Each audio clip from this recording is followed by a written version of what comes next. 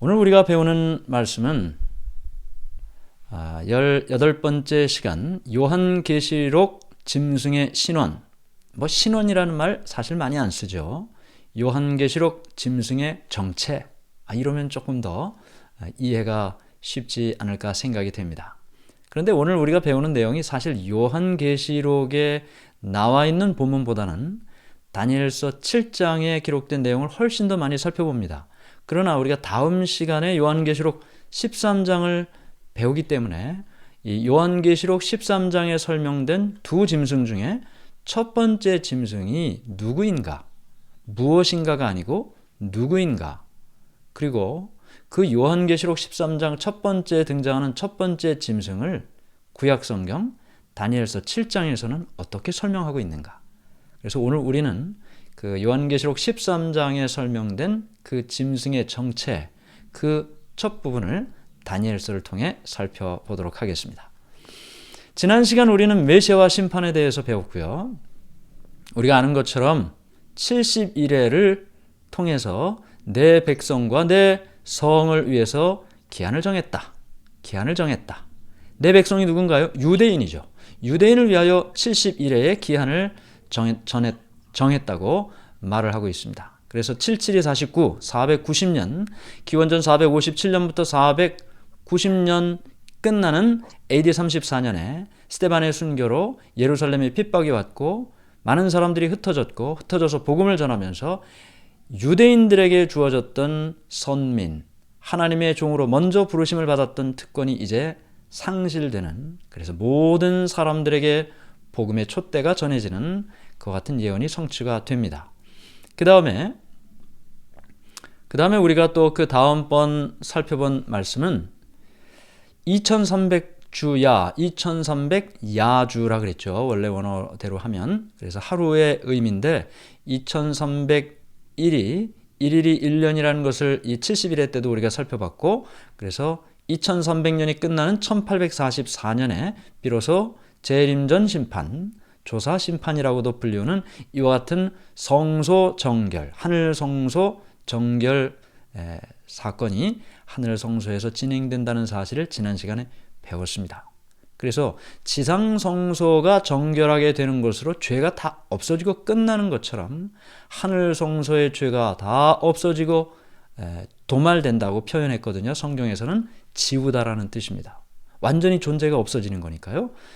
그것이 바로 대속죄일의 의미로서 하늘 성소의 정결이고, 그것이 2300주야, 2300년이라는 예언으로 이루어졌음을 우리가 살펴보았습니다. 그래서 이것은 구원받을 자들이 받는 심판이다.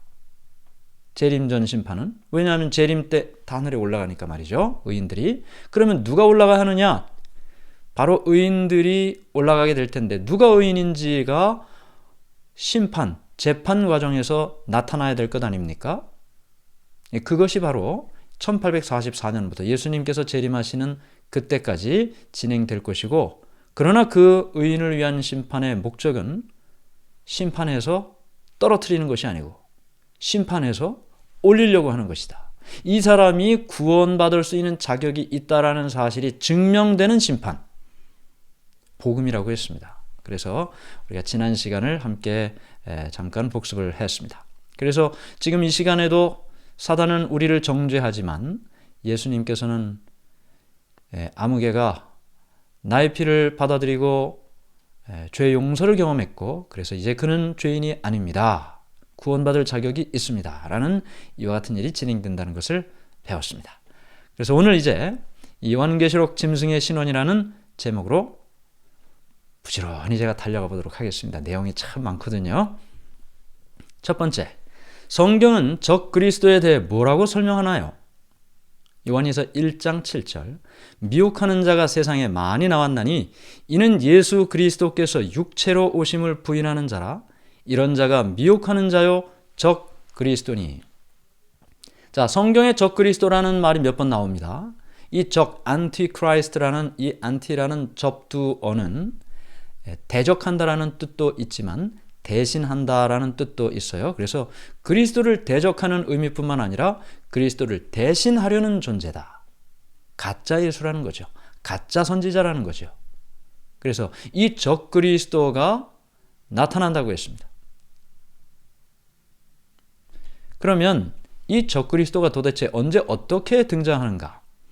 데살로니가 후서 2장 3절 누가 어떻게 하여도 너희가 미혹되지 말라. 먼저 배교하는 일이 있고 저 불법의 사람 곧 멸망의 아들이 나타나기 전에는 그날이 이르지 아니하리니. 자, 성경의 말씀은 우리가 잘 이해할 필요가 있습니다. 그 멸망의 아들 또는 불법의 사람 앞에서 설명했던 적그리스도 다 같은 의미인데요. 그 적그리스도가 나타나기 전에는 그날이 이르지 않는다. 그날이 어떤 날이에요? 예수님의 재림의 날이에요. 그러면 반대로 얘기하면 예수님의 재림이 있기 전에 적그리스도가 불법의 사람이 멸망의 아들이 나타난다는 것입니다. 그러므로 예수님의 재림 전에 예수 그리스도를 대신하려고 하는 또는 대적하는 그와 같은 존재가 등장한다. 마지막 때에 배도가 어디에서 있을 것이라고 성경 기자들이 경고했습니까? 사도행전 20장 29절 30절 내가 떠난 후에 사나운 이리가 여러분에게 들어와서 그 양떼를 아끼지 아니하며 또한 여러분 중에서도 제자들을 끌어 자기를 따르게 하려고 어그러진 말을 하는 사람들이 일어날 줄을 내가 아노라. 자, 여기 사나운 일이라고 나옵니다. 하나님의 백성들을 하나님께로부터 멀어지게 하는 존재를 사나운 일이로 설명을 했습니다. 여러분 중에서도 그랬어요. 여러분 중에서도 제자들을 끌어 자기를 따르게 하려고 어그러진 말을 하는 사람들이 일어난다. 그러니까 하나님을 믿는 사람들 그 여러분 중에서도 이 사나운 이리가 등장한다는 거죠. 자, 사나운 이리가 등장해서 이 여러분이라는 사람들을 다 미혹하게 한다는 것입니다. 데살로니가 후서 2장 4절에는 하나님의 성전에 앉아 자기를 하나님이라고 내세우니라. 여기 하나님의 성전에 앉아서 자기를 하나님이라고 내세운다고 했어요. 우리가 지난 시간에 배운 것처럼 지상성소는 예수님이 십자가에 달려 돌아가시고 다 이제 그 기능이 중단됐습니다. 그러면 이 성전은 도대체 무엇을 의미하고 있을까요? 고린도전서 3장 16절 너희가 하나님의 성전인 것과 하나님의 성령이 너희 안에 계시는 것을 알지 못하느냐. 자, 여기 또 다른 성전을 이야기하고 있습니다. 너희가 하나님의 성전이다. 그러면 여기 지금 불법의 사람, 멸망의 아들, 적그리스도가 어디에 앉아서 자기를 하나님이라고 한다고요? 성전에 앉아. 지상성소는 이제 기능 상실했으니까 이 성전은 뭡니까? 너희죠, 너희. 너희가 하나님의 성전이라고 했으니 하나님을 믿는 사람들, 그 사람들 가운데 앉아서 자기를 하나님이라고 그렇게 내세운다라는 말을 지금 하고 있는 것입니다. 오늘 우리는 이 적그리스도가 도대체 누굴까? 사람들 속에서, 특별히 하나님을 믿는 사람들 속에서 앉아서 자기를 하나님이라고 내세우고 있는 이 존재가 누군가? 오늘 이 요한계시록 그 짐승의 정체, 그 짐승의 구체적인 모습을 여러분과 함께 성경과 역사를 함께 대조하면서 살펴보도록 하겠습니다.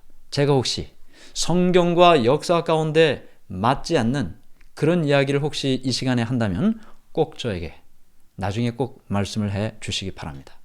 저는 여러분들이 이 강의를 마치고 소그룹 시간을 가지실 때 대부분 그렇게 잘하고 계시는데요. 여러분들이 생각하는 것과 다른 내용이 제 강의를 통해서 나타났기 때문에 여러분의 생각을 이 소그룹 시간에 함께 나누는 것을 별로 원하지 않습니다. 왜냐하면 그러면은 논쟁밖에 안 되기 때문이죠. 그것은 저하고만 해야 되는 겁니다. 필요한 부분이 있으면 언제든지 저에게 전화를 해주시면 저는 성경과 관련된 이야기를 하겠다고 하면 자다가도 일어납니다.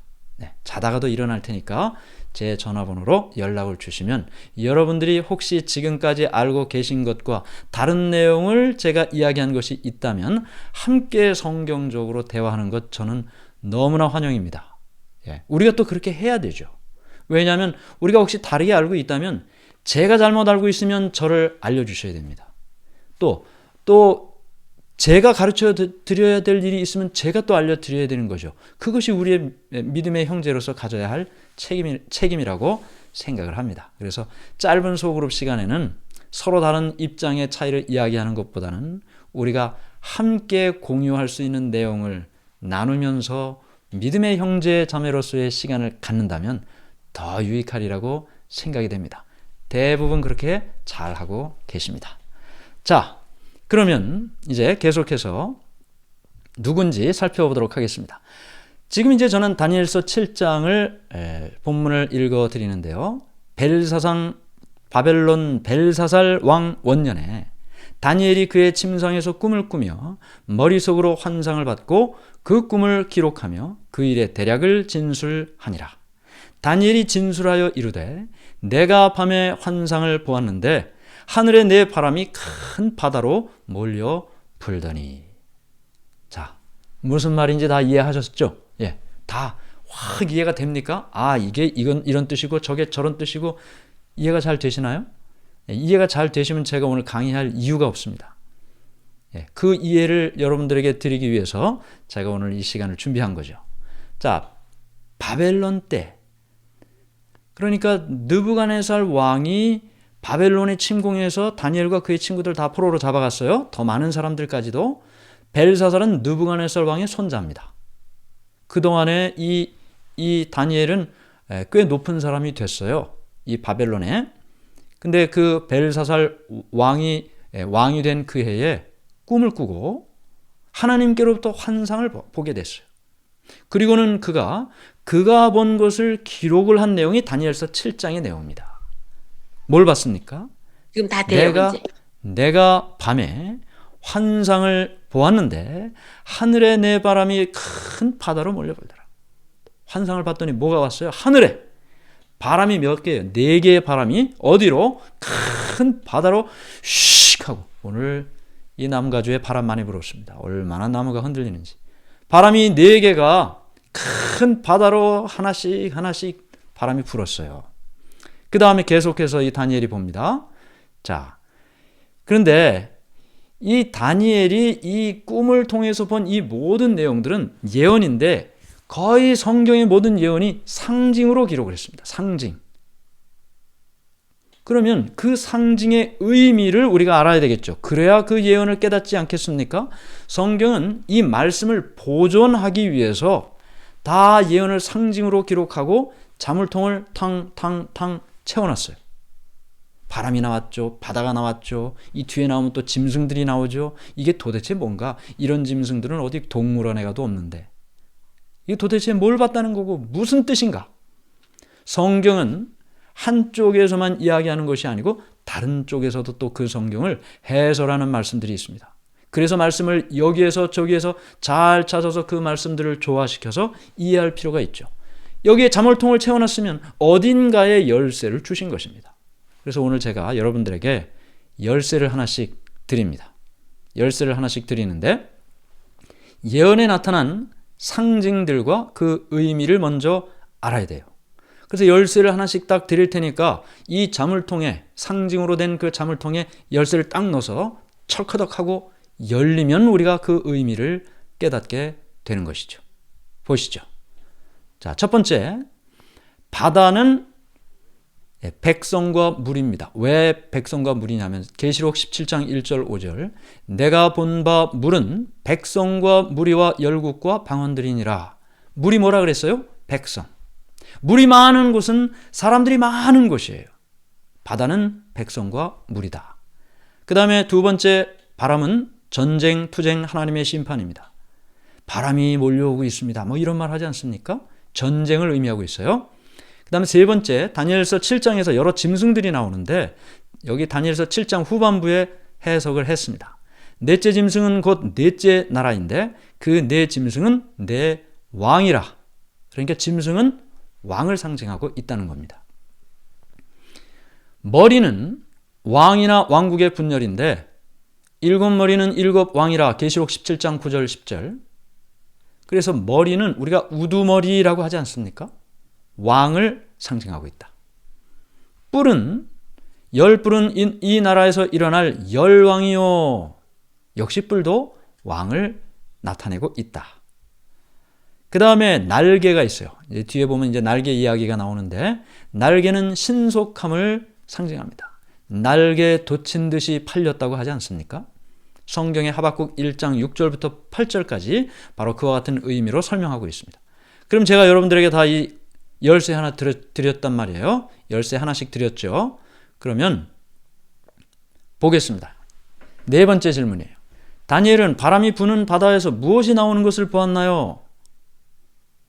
다니엘서 7장 2절 3절. 네 바람이 큰 바다로 몰려불더니 짐승 넷이 바다에서 나왔는데 그 모양이 각각 다르더라. 자, 제가 여기 성경절 다시 가지고 나왔습니다. 이제 여러분들이 다 열쇠 받으셨으니까 이 자물통에다가 이제 넣어 주셔야 돼요. 다니엘이 진술하여 이르되 내가 밤에 환상을 보았는데 하늘에 내 바람이, 자, 바람 뭐라 그랬죠? 네, 자신 있게 말씀하세요. 네, 자신 있게. 바람이 뭡니까? 전쟁. 아유, 네, 자신 있게 하라고 하니까 그냥 큰 소리가 들리네요. 그렇죠? 네, 전쟁이에요. 그렇죠? 전쟁이에요. 자, 그러면 환상을 봤는데 하늘에서 뭐가 나오는 겁니까? 전쟁. 네 번의 전쟁이 나타났어요. 큰 바다로 몰려불었다. 바다는 뭐라 그랬습니까? 백성. 하늘의 전쟁이 첫 번째, 두 번째, 세 번째, 네 번째 쫙 어디에서요? 백성에게서 전쟁이 나더니 몰려불더니 큰 짐승 넷이, 짐승 뭐라 그랬습니까? 나라 왕. 나라 왕이에요. 큰 나라 넷이, 바다는 백성이니까 백성에게서 나왔다. 그 모양이 각각 달랐다. 이제 여러분들이 다 여셨어요. 그렇죠? 열쇠를 통해서 이 자물통을 다 여셨어요. 다니엘이 환상을 보았는데 하늘에서 바람이 슉 하고 불었어요. 그건 뭡니까? 전쟁. 백성들에게로 바람이 부니까 첫 번째 전쟁 후에 짐승 하나 탁 올라왔어요. 나라예요. 두 번째 바람, 전쟁 후에 또 다시 나라가 나타났어요. 짐승이. 이렇게 해서 네 나라가 등장한다는 것입니다. 이것이 바로 다니엘서 7장의 예언입니다. 자, 그러면 다니엘이 본 네 나라는 어떤 나라들인가요? 다니엘서 7장 4절. 첫째는 사자 같은데 독수리의 날개가 있다. 두 번째 5절. 다른 짐승 곧 둘째는 곰과 같은데 그것이 몸 한편을 들었고 그 입의 잇사이에는 새 갈빗대가 물렸는데, 첫 번째는 사자, 그런데 날개가 달렸어요. 두 번째는 곰, 한편을 들었어요. 몸 한편 들었고 잇사이에 새 갈빗대가 물렸다. 사실 오늘 배우는 이 다니엘서 7장의 내용은 제가 다른 시간에 강의했던 3번의 강의의 내용입니다. 이걸 한 시간에 다 하는 것이 사실 굉장히 어려워요. 그래서 제가 여러분들에게 추천을 드리기는 바이블 어게인 그 유튜브에 들어가시면 성경 예언 연구라는 그 섹션이 있습니다. 뭐 이충환 목사 찬양, 뭐 내영혼의 찬양, 뭐 또 사랑의 향기 이런 거 다 쭉쭉쭉쭉 지나가서 밑으로 쭉 내려가면 성경 예언이 있는데, 그것을 이제 클릭을 하시면 거기에 한 40여 개의 예언 연구가 있습니다. 여러분들이 이미 배운 내용도 있고, 거기에 보면 바다에서 올라온 짐승이라는 제목이 있어요. 바다에서 올라온 짐승. 지금 바다에서 올라온 짐승들이죠. 바다에서 올라온 짐승, 그 다음이 적그리스도의 정체, 그 다음에 거짓말에 관한 진실. 그 세 개가 이제 지금 오늘 우리가 배우는 내용의 종합적인 설명입니다. 오늘 제가 그 설명을 다 드릴 수가 없기 때문에 제가 미리 말씀을 드리는 것입니다. 여러분들이 강의 마치고 꼭 보충 강의 3가지를, 바다에서 올라온 짐승부터 차례로 3개를 들으시면 됩니다. 그걸 보시면 오늘 내용에 대해서 보다 더 충분하고 명확한 자료와 함께, 증명 자료와 함께 여러분들이 이해할 수가 있겠습니다. 자, 첫째는 사자, 두 번째는 곰이라고 했습니다.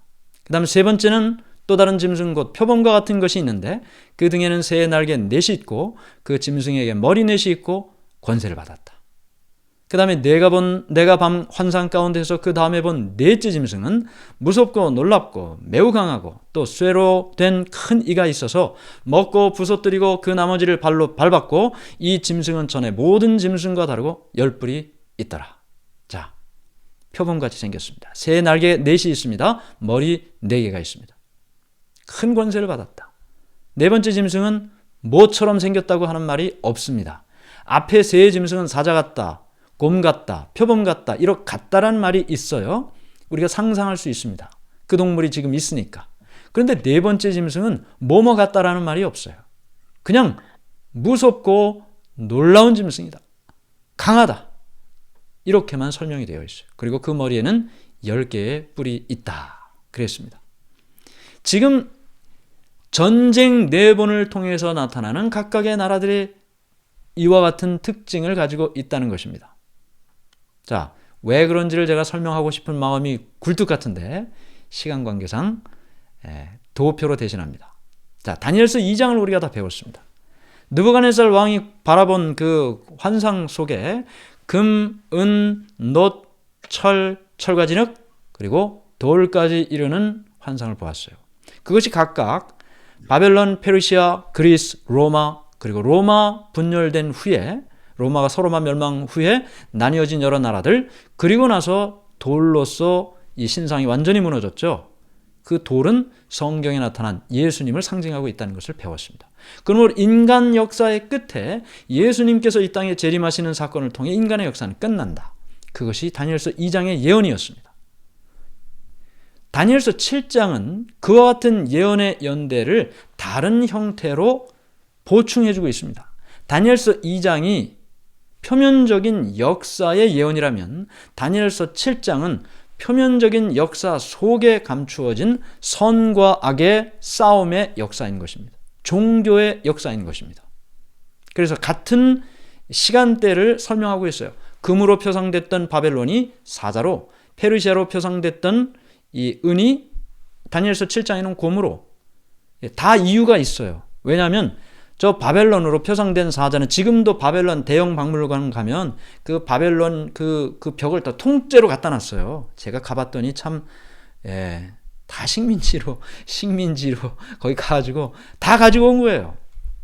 그 전시관 그 방 하나가 그냥 통째로 바벨론에서 가져온 지금 바벨론이 이라크거든요. 그 이라크에서 발굴된 걸 통째로 갖다 놨어요. 물론 발굴한 사람이 영국 사람입니다. 근데 거기 보면 그 벽돌에 사자 모양이 있어요. 한국은 호돌이, 그다음 미국은 독수리, 바벨론은 어디예요? 사자예요. 그 다음에 두 번째 곰이 한 편을 들었다고 했죠. 메데와 페르시아인데 두 연합국인데 하나가 항상 세력이 더 위였어요. 이 사이에 세 갈빗대를 물었다 주변의 세 나라를 차례로 정복하는 것을 예언합니다. 세 번째 표범으로 상징된 저 나라는 알렉산더 대제국을 상징합니다. 표범이 제일 빠르죠. 알렉산더 대왕은 23살의 왕이 돼서 33살이 죽기까지 10년 동안에 세상을 다 정복했습니다. 머리가 왜 4개일까요? 그가 죽은 다음에 그를 대신해서 네 장수들이 다 그 땅을 차지했어요. 자녀가 없었습니다. 후계자가 없었어요. 그래서 죽을 때 강한 자가 차지하라 그랬더니 서로 싸우다가 각각 그 장군들이 여기저기 다 차지했고 4나라로 나뉘어지게 되는 것입니다. 머리가 4개라 그랬죠. 표범이. 그 다음에 로마입니다. 로마는 왜 쇠라고 강하다고 무섭다고 두렵다고 했을까요? 예수님은 어느 나라에 돌아가셨습니까? 로마 시대 때 돌아가셨습니다. 어느 나라 병사가 예수님의 손에 못을 박았습니까? 로마 병사가 박았습니다. 예수님의 옆구리에 창을 찌른 사람이 누굽니까? 로마 병사입니다. 다니엘은 이 시대를 살지 않았기 때문에 아무것도 모릅니다. 그러나 그의 마음속에 이 땅에 오실 메시아를 죽일 나라, 죽일 사람은 바로 로마 사람이었기 때문에 두렵고 놀라운 마음을 갖게 됐던 것입니다. 그리고 로마는 다른 어느 나라보다도 강한 나라였죠.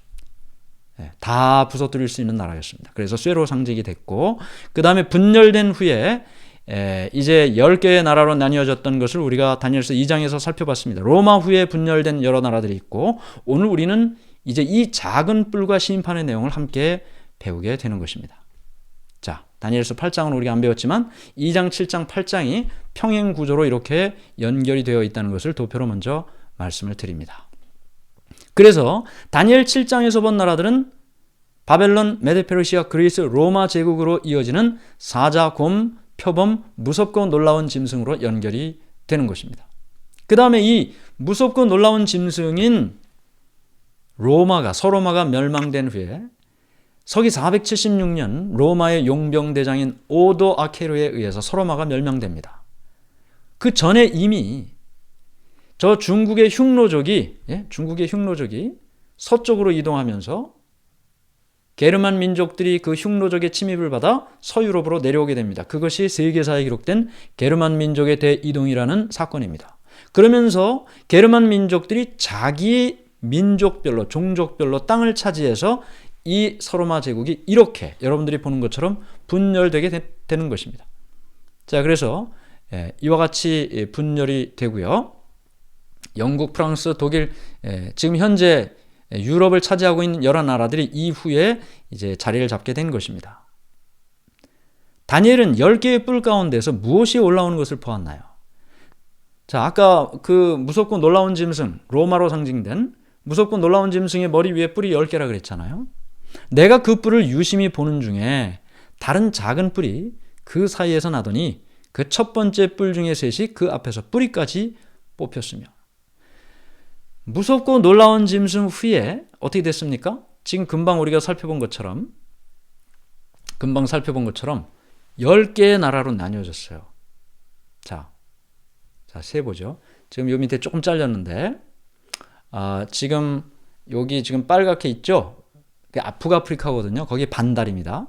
반달, 그 다음에 서거트, 수에비, 헤루라이, 부르근디, 동고트, 롬바르드, 알레마니, 프랑크, 앵글로색슨 10개죠. 10개의 뿔이 있겠다 그랬잖아요. 무섭고 놀라운 짐승의 머리 위에 10개의 뿔이 있다. 10개의 뿔은 10개의 왕 나라, 10개의 나라로 나뉘어진 것입니다. 그리고 나서 그 사이를 자세히 보니까, 그 뿔을 10개의 뿔을 자세히 보니까 작은 뿔이 샥 하고 올라오는 거예요. 작은 뿔이에요. 그 다음에 첫 번째 뿔 중에 셋이, 첫 번째 뿔은 뭡니까? 10개의 뿔이 있으니까 그 10개의 뿔 중에 3개까지 뿌리채 뽑혔다. 작은 뿔 이야기가 나옵니다. 작은 뿔의 등장을 이야기하고 있습니다. 자, 그러면 지금 오늘 우리가 배우는 내용의 핵심은 이 작은 뿔이 도대체 누구인가? 역사 속에서 작은 뿔의 특징을 일치시키는 그 존재는 누구인가를 오늘 우리가 살펴보는데 오늘 우리가 배우는 이 작은 뿔의 존재는, 지금 이제 10가지를 제가 여기 이제 써왔어요. 이 작은 뿔의 특징을 지금 다니엘서 7장에서 설명하고 있으니까 하나하나에서 10가지를 성경에 기록하고 있는데, 그 모든 이 일을 충족시키는 유일한 한 존재가 역사에 등장합니다. 마르틴 루터도 그렇게 얘기를 했고, 켈빈도 그렇게 이야기했습니다. 수많은 종교 개혁자들이 성경 다니엘서 7장에 예언된 작은 뿔은 바로 역사 속에서 로마 가톨릭 교회의 역사와 일치한다 라고 그렇게 이야기를 했습니다. 물론 저는 제가 오늘 말씀을 드리면서 어느 한 교단이나 교파나 또 사람을 비판할 마음은 전혀 없습니다. 저는 다른 사람에 대해서 이렇게 부정적인 이야기를 하는 것도 별로 마음 편하게 생각하지 않습니다. 그러나 우리가 성경을 통해서, 그리고 역사책을 열면서 성경의 이 예언이 역사에서 어떻게 성취했느냐를 살펴볼 때 이 작은 뿔의 특징을 일치시키는 유일한 존재는 로마 가톨릭 교회의 역사와 일치한다는 것입니다. 물론 로마 가톨릭 교회에 신앙하시는 많은 훌륭한 분들을 저는 개인적으로 알고 있습니다. 그분들이 지금 작은 뿔이라는 이야기하는 것 아닙니다. 로마 가톨릭 교회가 결정한 것, 로마 가톨릭 교회가 추구하는 것, 그 모든 것들이 지금 그 다 역사의 기록에 남아 있거든요. 그것이 작은 뿔의 특징과 일치한 사실을 발견하게 된단 말이죠. 작은 뿔이 이럴 것이라고 했는데 로마 가톨릭 교회에서 그 결정을 이렇게 했단 말이에요. 살펴보도록 하겠습니다. 다른 뿔들 사이 유럽에서 나온다. 지금 네 번째 짐승이 뭐예요? 유럽이죠. 아까 우리가 다 살펴보지 않았습니까? 중국이나 한국에서 나오지 않는다는 겁니다. 미국에서 나오는 것이 아니라고요. 작은 뿔이. 두 번째는 10뿔로 나뉘어진 후 10뿔 사이에서 일어난다. 자, 요 내용은 이제 제가 정리한 건데, 요거는 시간 관계상 하고, 요거는 이제 교재에 있는 내용으로 설명드립니다. 작은 뿔의 특징, 다른 뿔들 사이 유럽에서 나온다. 10개의 뿔이 다 유럽에 있었으니까 그 사이에서 일어나는 작은 뿔도 역시 유럽에서 등장한다는 말이죠. 다른 뿔에 비해서 작습니다. 작은 뿔이라고 했으니까요.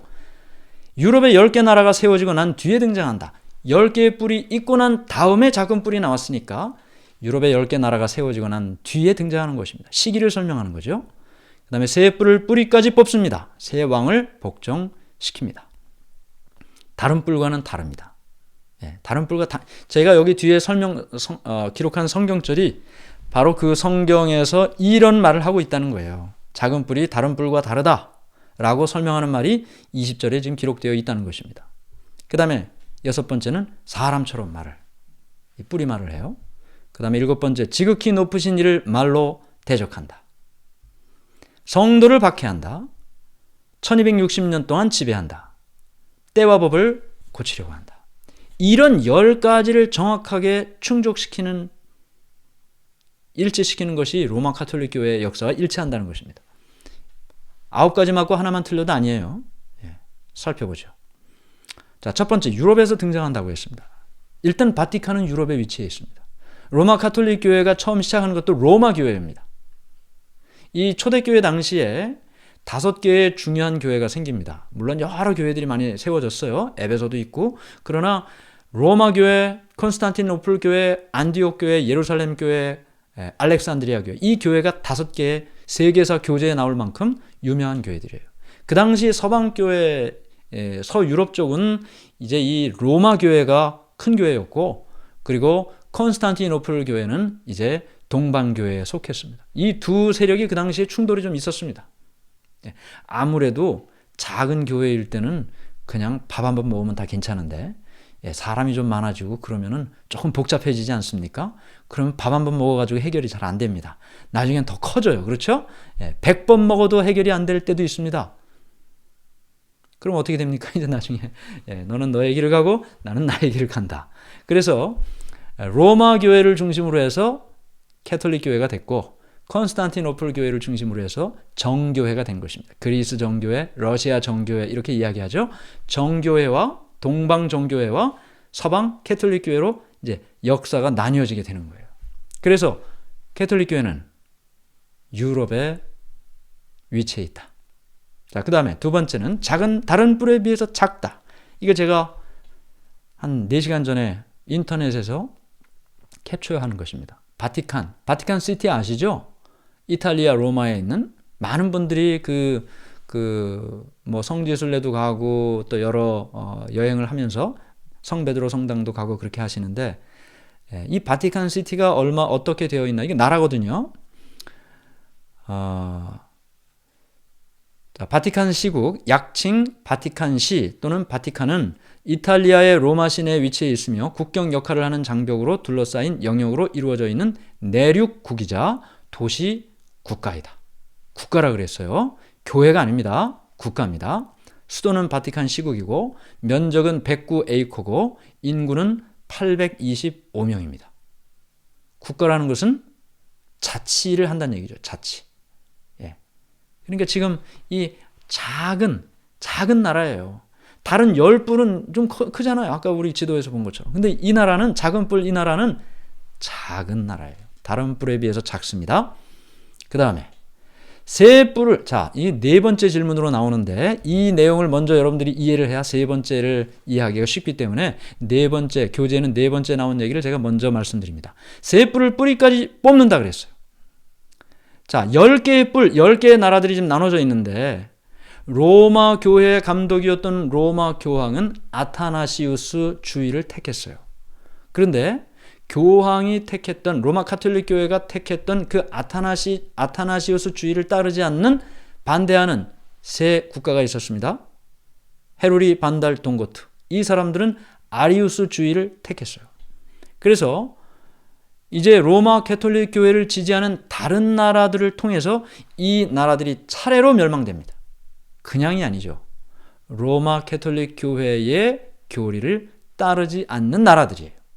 그래서 헤루리는 이제 493년, 그리고 반달은 534년, 그리고 마지막으로 동고트가 538년에 멸망됩니다. 그러면 마지막 동고트가 멸망된 538년이면 이제 이 땅에 로마 교황의 가르침을, 로마 가톨릭 교회의 가르침을 반대하는 사람이 있습니까? 없습니까? 공식적으로 없어요. 이제 로마 가톨릭 교회가 이 땅에서 자신의 권위를 마음대로 행사할 수 있는 시작 연대가 언제인가? 538년 뒤에 나오기 때문에 제가 이렇게 계속 반복해서 말씀드리는 것입니다. 언제라고요? 538년. 새 뿔을 뿌리째 뽑았다. 새 나라를, 새 왕을 복종시켰다. 그 다음에 유럽의 10개 나라가 세워지고 난 뒤에 등장한다 그랬어요. 유럽의 10개 나라가 등장한다. 왜냐하면 10뿔이 있고 난 다음에 작은 뿔이 생긴 거니까. 그런데 자신의 영향력을 반대 없이 성취시킬 수 있는 연대가 뭐예요? 538년.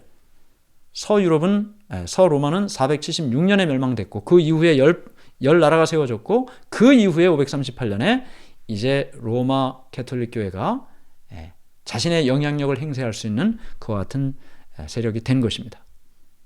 다섯 번째는 다른 뿔과 다르다 그랬어요. 뭐가 다를까? 여기 보면 다른 나라들은 자국의 영토 내에 있는 백성들만 다스리지만 교황 로마는, 이제 로마 가톨릭 교회를 말하고 있죠. 영토와 민족에 관계없이 각 족속과 방언과 나라를 다스리는 범세계적 국가라는 점에서 다르다. 다른 나라들은 자기 영토 안에 있는 그 백성들만, 국민들만 통치합니다. 미국이 영국에 있는 사람들을 통치하지는 않잖아요. 영토 안에 있는 사람만 통치하는 거예요. 그런데 이 나라는, 이 작은 뿔은, 이 바티칸 시티는 그 819명만 통치하는 게 아니잖아요. 전 세계의 캐톨릭 신자들을 통치하고 있는 것입니다. 그런 면에서 다르다는 것입니다. 그리고 우리가 아까 살펴본 것처럼 국가입니다. 엄연히 대사를 주고받는 국가입니다. 그냥 교회가 아니죠. 그냥 나라가도, 물론 그냥 나라도 아니에요. 그냥 나라들은 그냥 뭐예요? 그냥 국가죠. 그런데 이것은 종교적인 국가의 형태를 띠고 있기 때문에 다른 뿔과는 다르다는 것입니다. 사람처럼 말한다. 말을 한다. 눈과 있고 입이 있어 말을 한다. 유심히 보고 목소리를 내는 지도자가 있다고 이 교재에서는 설명을 했습니다. 일곱 번째, 그렇게 말을 할 수 있기 때문에 지극히 높으신 이를 말로 대적한다 그랬어요. 지극히 높으신 이는 하나님을 말하고 있죠. 여기 페라리아라는 사람이 쓴 중세 백과사전에 포프라는 단어로 이 소논문을 이렇게 썼습니다. 포프는 교황을 이야기하는, 법왕을 이야기하는 단어죠.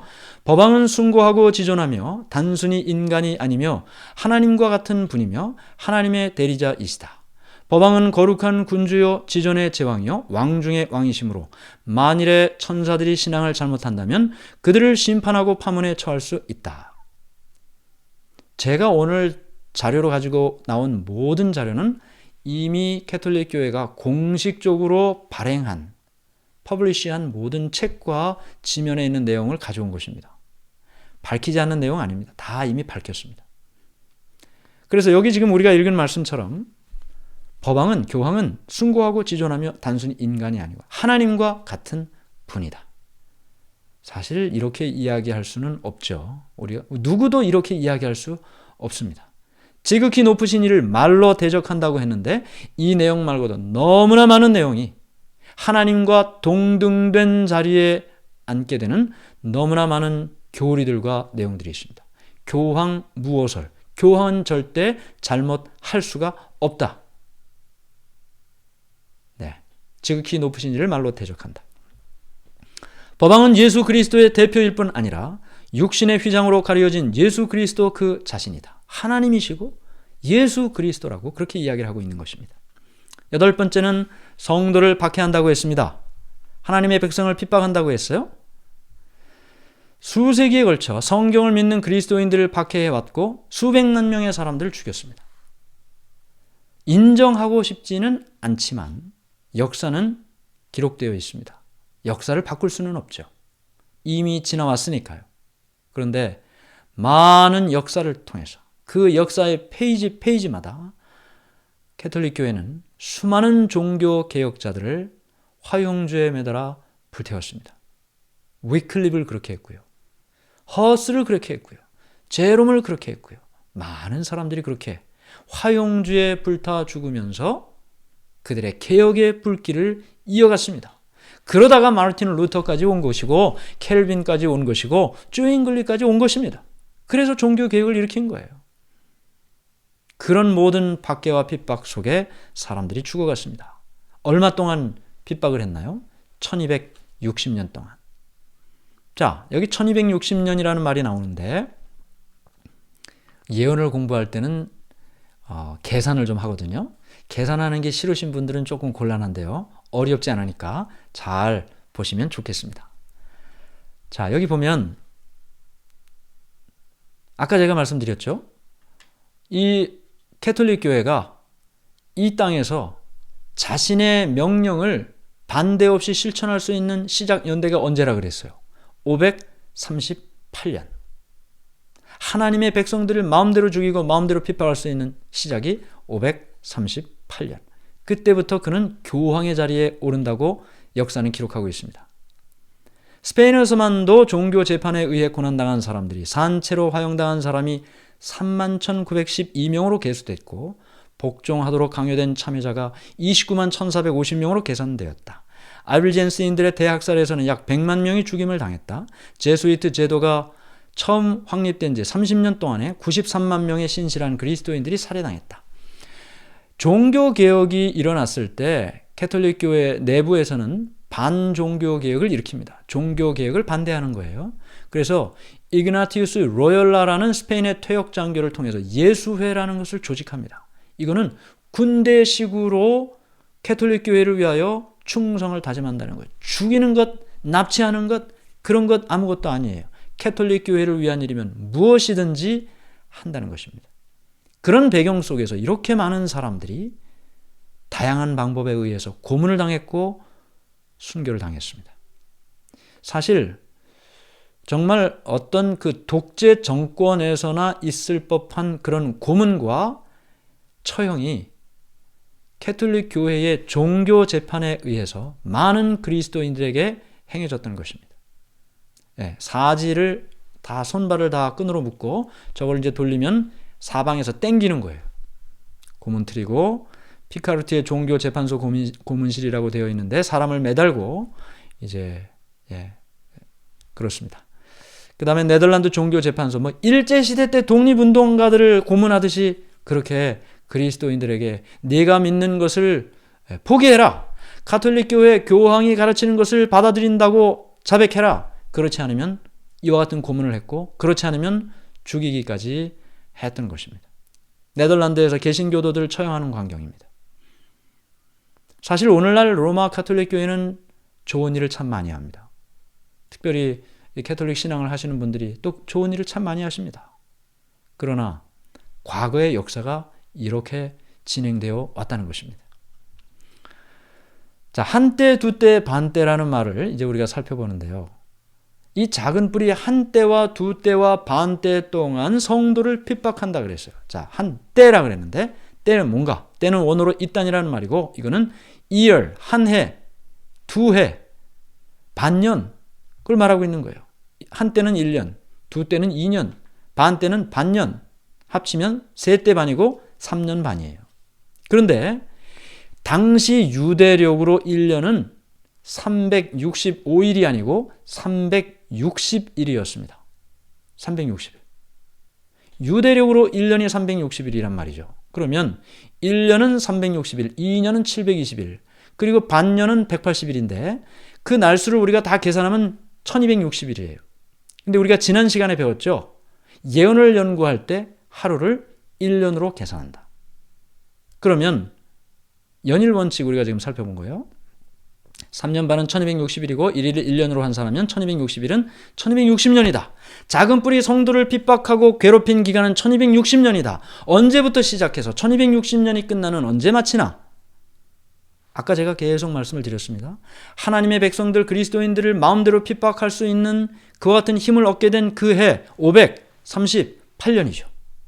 그때 기독교 역사 3권 327페이지에 보면 비질리우스는 벨리사리우스 군의 보호 아래 교황의 자리에 올랐다.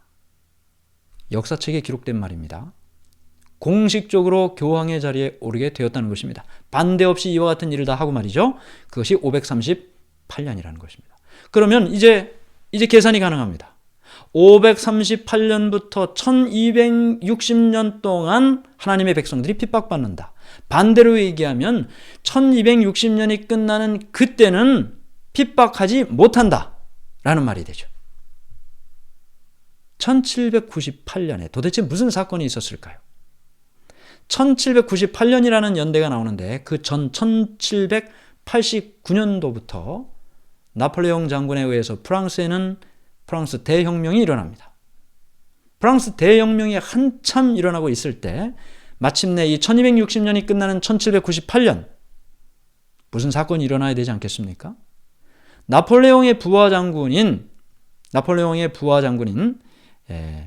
이게 지금 잘렸죠. 제가 이제 다 읽어드리겠습니다. 부하 장군인 버티어 장군이 그 당시 교황 피우스 6세를 체포해서 감옥에 가두고 그 다음에 죽는 사건이 나타납니다.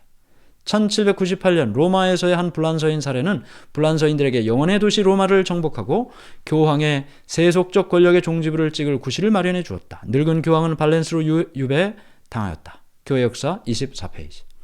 그러니까 1260년 동안 두 개의 태양이 없는 것처럼 황제, 교황이 다 태양이 될 수 없다고 그랬어요. 황제를 임명하고 폐위시킬 수 있는 권한이 교황에게 있다고 그랬어요. 오직 자신만이 태양이라고 그랬어요. 많은 사람들을 핍박하고 죽이고 왕도 제가 시간이 없어서 말씀 못 드리지만 세계의 역사에 카노사의 굴욕 사건이 있어요. 왕이 높냐? 교황이 높냐? 근데 교황이 더 높게 결정난 사건이 카노사의 굴욕 사건이에요. 황제가 굴욕을 당했다는 거죠.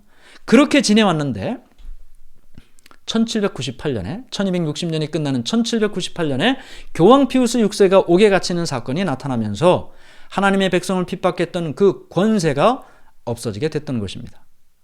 자, 그러면 마지막으로 10번째입니다. 때와 법을 고친다고 했습니다. 이 때는 제만이라는 거예요. 한때, 두때, 반때, 그때가 아니에요. 아까는 이딴이라 그랬죠? 이번엔 제만이에요. 이건 진술된 시간, 말해진 시간이라는 뜻을 가지고 있어요. 그럼 성경에 말해진 시간이 하나님께서 말씀하신 시간이 언제일까요? 그걸 바꾼다고 한다니까. 작은 뿌리. 자, 10계명에 보면 네 번째 계명이 있습니다. 안식일을 기억하여 거룩히 지키라. 진술된 시간이죠. 말해진 때입니다. 하나님께서는 안식일을 통해서 하나님과 나와의 관계를 확인하겠다고 말씀하셨습니다. 우리가 지난 시간에 이미 다 이 내용을 살펴봤습니다. 우상 숭배하지 말라 그래서 우상 다 없어지니까 안식일은 안 없어집니다. 시간을 사람들이 바꿀 수는 없죠. 사람의 손이 닿지 않은 그 안식일을 통해서 하나님과 우리 사이의 관계를 회복하기를 원하셨던 것입니다. 그런데 그걸 바꾼다는 얘기잖아요. 작은 뿌리. 자, 계속 보겠습니다. 자, 안식일을 기억하여 거룩히 지키라. 엿새 동안은 힘써 내 모든 일을 행할 것이나 일곱째 날은 내 하나님 여호와의 안식일인즉 너나 내 아들이나 내 딸이나 내 남종이나 내 여종이나 아무 일도 하지 말라. 그 말이에요. 안식일을 복되게 하여 그날을 거룩하게 했기 때문이다. 그런데 여기 신부서한집이라는 책 1893년 6월 1일 발행했습니다. 173페이지. 천주교회에서 발행한 책입니다. 성경은 안식일을 거룩히 지키라고 말한다. 그러나 로마 가톨릭 교회는 말하기를 아니다. 나의 신성한 권위로서 안식일을 폐하고 주일 중 첫째 날인 일요일을 거룩하게 지키라고 명하는 바이다. 마지막으로 말하노니 교회 전통은 성경보다 위에 있다고 선포하는 바이다. 우리는 우리의 교리를 전통에 기초한 것이다. 자, 배경을 말씀드립니다. 지금 여기에 말씀하신 것처럼, 기록된 것처럼 로마 가톨릭 교회는 성경 중심으로 신앙을 하지 않는다고 이야기를 하고 있습니다. 그것보다 중요한 것은 전통. 과거로부터 지금까지 결정한 그것이 성경보다 더 위에 있다. 왜 그렇게 얘기하는지 아세요? 베드로를 제1대 교황이라고 그렇게 이야기하지 않습니까? 성경적이진 않습니다. 그런데 천국 열쇠를 내게 줬다 그랬잖아요. 네가 이 땅에서 풀면 하늘에서도 풀리고 이 땅에서 매면 저 하늘에서도 맨다. 그 권세를 받았다고 생각하는 거예요. 가톨릭 교회는. 그런데 성경은 그와 같은 근거가 없습니다. 그래서 성경을 바꿀 수 있다고 이야기를 하고 있는 것이죠. 그래서 안식일을 토요일에서 일요일 주일로 바꿨다고 이야기하고 있는 것입니다. 이것이 숨기는 이야기 아닙니다. 다 공식적인 자료를 통해서 이야기하고 있는 것입니다. 회심자를 위한 가톨릭 교리 문답서 책에 보면 이렇게 이야기를 하고 있습니다. 문, 어느 날이 안식일인가? 답, 토요일이 안식일이다. 문, 우리는 토요일 대신 왜 일요일을 지키는가? 답, 가톨릭 교회가 라오디게아 종교회의에서 그 존엄성을 토요일에서 일요일로 옮겼기 때문이다. 362년. 그래서 여러 기록은 분명하게 그 이야기를 하고 있습니다. 토요일 안식일에서 일요일 주일로 바꾸는 것이 가톨릭 교회의 결정이었다고요. 그러나 오늘 우리가 배우는 내용은 지난번 안식일을 배운 내용하고는 조금 결이 다릅니다. 이것은 이미 하나님께서 작은 뿔이 어떤 일을 할 것인지를 다 예언을 하셨습니다. 그리고 성경을 열고 그것을 깨닫도록 하셨습니다. 왜 그랬을까요? 진리를 깨닫기를 원하시는 거죠. 무엇이 진리고 무엇이 오류인지를 깨닫기를 원하시는 것입니다. 누구가요? 하나님의 말씀을 사모하는 사람이, 하나님을 사랑하는 사람이, 하나님의 뜻대로 살기를 원하는 사람이 진리대로 하나님의 말씀대로 살기를 하나님께서 원하셨기 때문에 작은 뿔이 이와 같은 일을 할 것이라고 이미 예언을 하셨고 역사는 그것이 그렇게 성취됐음을 우리에게 말하고 있습니다. 가톨릭 사전 4권 153페이지. 가톨릭 교회는 안식일을 일주일 중 일곱째 날인 토요일에서 첫째 날인 일요일로 변경한 후 십계명의 넷째 계명을 고쳐 일요일을 주일로 지키라고 하였다. 자, 하나님의 십계명입니다. 나 외에 다른 신들을 내게 있게 말지니라. 잠깐만요. 안 되겠습니다. 그랬으니까. 네. 자, 하나님의 십계명.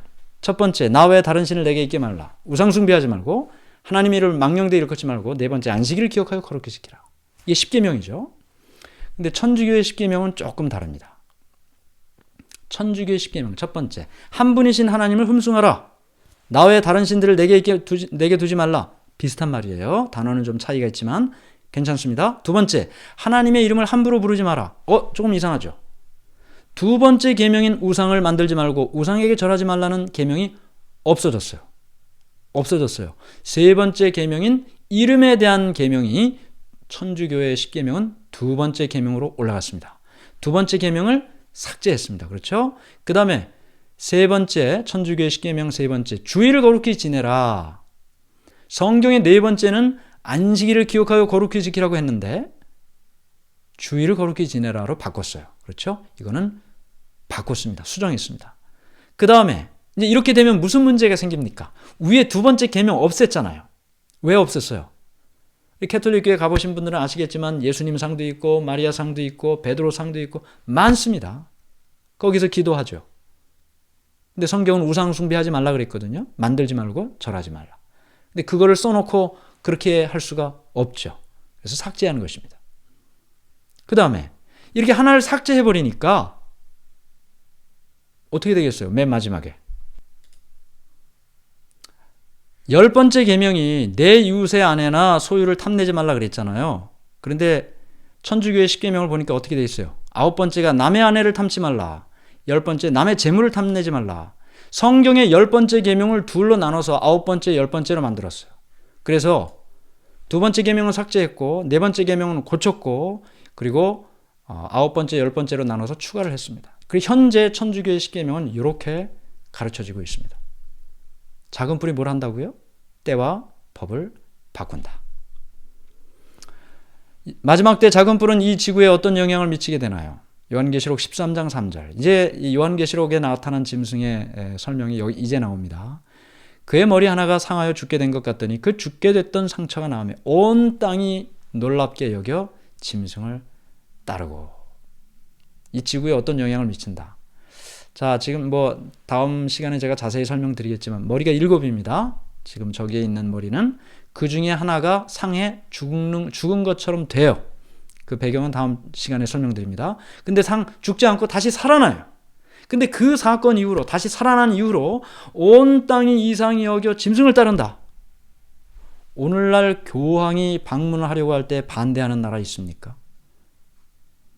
교황과 적대적인 관계를 갖기를 원하는 나라 또는 지도자 있습니까? 미국의 대통령들 다 만나지 않습니까? 한국의 대통령은 말할 것도 없죠. 온 세계의 정치 지도자들이 그들의 종교와 관계없이 로마 가톨릭 교회의 수장인 로마 교황과 만나기를 원합니다. 와주기를 원합니다. 관계를 맺기를 원합니다. 왜 그럴까요? 온 땅이 이상히 여겨 짐승을 따르고 성경의 예언인 것입니다. 지금 옳게 보이는 것이 어떻게 틀린 것이 될 수 있나요? 잠언 14장 12절 어떤 길은 사람이 보기에 바르나 필경은 사망의 길이니라.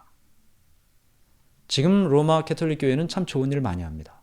제가 서두에도 말씀드렸지만 좋은 일 참 많이 하시고 경건하게 정직하게 성실하게 사십니다. 그런데 가르쳐지는 여러 교리적인 성경의 내용을 들여다보면 성서적이지 않은 많은 것들이 그 신앙 안에 담겨져 있는 것을 보게 됩니다. 교황 무엇을 제가 이미 말씀드렸어요? 화채설. 화채설이라는 것은 성만찬할 때 떡이 실제로 예수님의 몸이 된다는 거예요. 그 포도주가 실제로 예수님의 피가 된다는 거예요. 기도하면. 실제 예수님의 몸을 먹고 실제 예수님의 피를 마신다는 거예요. 그게 화채설입니다. 그 외에 마리아상이라든지 묵주 여러 많은 성서적이 아닌 우상 숭배하는 사람들이 행했던 것들이 교회의 이름으로 들어와 있는 것이 있는 것입니다. 어떤 길은 사람이 보기에 바르나 필경은 사망의 길이니라. 하나님께서 하나님을 믿는 사람들이 우상 숭배하던 그 풍습과 그 전통을 따르며 하나님을 믿기를 원하실까요? 그렇지 않습니다. 하나님께서는 하나님께서 성경에 말씀하신 하나님의 방법대로 하나님을 따르고 섬기기를 원하시는 것입니다. 왜요? 나의 하나님이고 나는 하나님의 아들과 딸이기 때문이죠. 12번 예수님의 재림을 준비하면서 우리의 믿음을 어디로 향해야 하나요? 이르되 주 예수를 믿으라 그리하면 너와 내 집이 구원을 받으리라. 마지막 질문인가요? 네, 한 질문 더 있네요. 전 세계가 작은 뿔을 따르는 가운데 우리는 어떻게 하나님을 믿고 충실한 삶을 살 수 있나요? 빌립보서 2장 13절 너희 안에 행하시는 이는 하나님이시니 자기의 기쁘신 뜻을 위하여 너희에게 소원을 두고 행하게 하시나니. 제가 예전에도 말씀드렸지만 하나님은 강제하지 않으십니다. 선악과 먹으면 안 돼. 먹으면 죽어. 먹지 마. 근데 선악과 먹으려고 탁 손 내밀었을 때 하와가 먹지 마 그렇게 안 하셨잖아요. 그 손 탁 치지 않으셨잖아요. 결국은 먹었어요. 하나님께서 우리의 마음속에 무엇을 원하실까? 여러분들의 마음속에 하나님께서 무엇을 원하실까요? 말씀을 깨닫고 그 말씀대로 살기를 원하시지 않겠습니까? 그러나 강제로 하지 않으십니다. 하나님은 바라시는 분이시죠. 원하시는 분이시죠. 기다리시는 분이시죠. 그렇게 살기를 말이죠. 내가 그리스도와 함께 십자가에 못 박혔나니 그런즉 이제는 내가 사는 것이 아니요 오직 내 안에 그리스도께서 사시는 것이라. 이제 내가 육체 가운데 사는 것은 나를 사랑하사 나를 위하여 자기 자신을 버리신 하나님의 아들을 믿는 믿음 안에서 사는 것이라. 우리 힘으로 되겠습니까? 중요한 것은 하나님께서 내게 원하시는 것이 무엇인가? 그것을 내 마음속에 먼저 깨닫고 그 길을 가기를 원하면 선택하면 할 수 있는 힘도 주시는 거죠. 우리 모두가 다 그와 같은 선택을 하게 되기를 간절히 바랍니다. 오늘 핵심은 성경의 예언은 역사를 통해 성취되고 있습니다. 그렇죠? 지금까지도 성취됐어요. 앞으로도 물론 성취됩니다. 선과 악의 전쟁은 역사를 통해 계속되고 있다. 성경을 통해 진리와 오류는 뚜렷해진다. 다니엘서 7장에 예언된 작은 뿔의 특징은 가톨릭 교회의 역사와 일치한다. 네, 저는 이 다니엘서 7장 그리고 요한계시록 13장으로 다음 시간에 이어지는 이 모든 말씀을 통해 여러분들의 마음속에 망설임과 주저함이 없기를 간절히 바랍니다.